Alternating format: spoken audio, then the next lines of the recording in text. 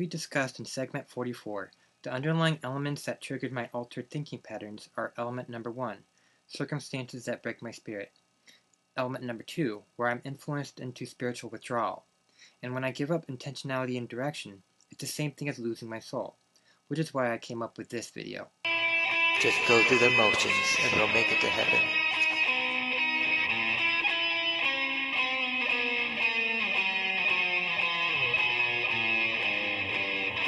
And it doesn't matter if it leads anyone to hell in the process.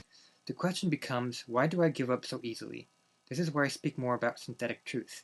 It starts with influences who don't listen and dictate only from one channel. Your needs are not met. Judgment is what you get. Your conditions become poor. They evaluate you even more.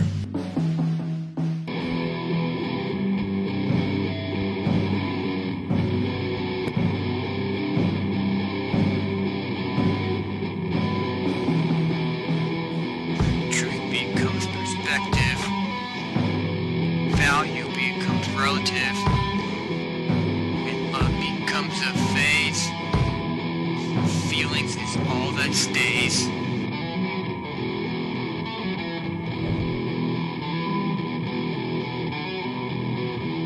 What have they done? Breaking spirit in this one, and your mistakes you recede. Lose yourself, your takes the lead. If absolute truth defines everything as is, inside and now, then that means synthetic truth defines everything from only one perspective. That perspective that we both know is a channel of perception and impressionism.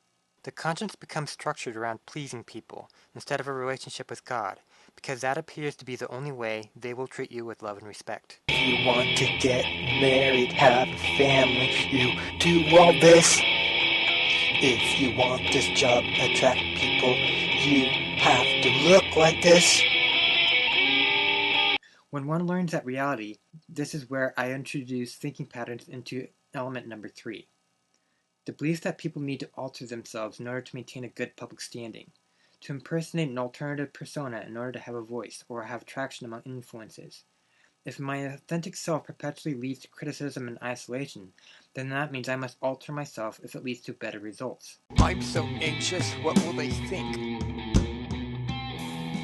Should I wear tan, blue, or pink?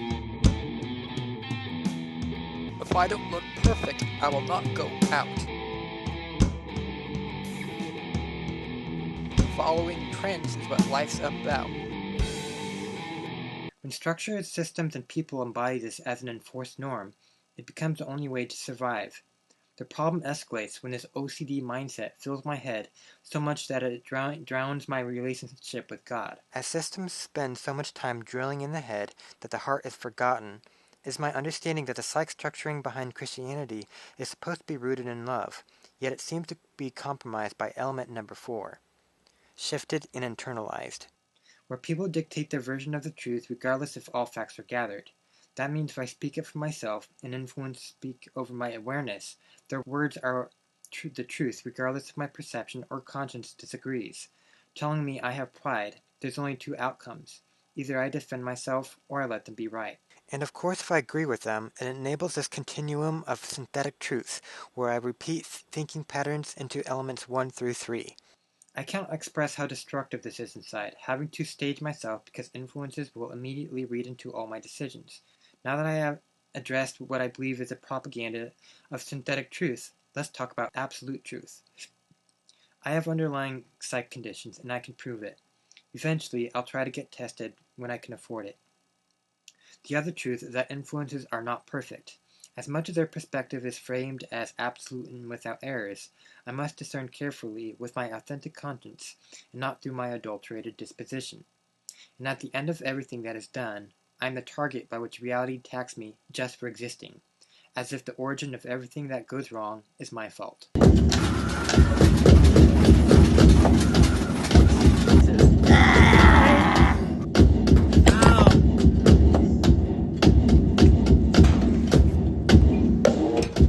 From this last clip I showed you, this is exactly how influences can alter a person's spiritual development.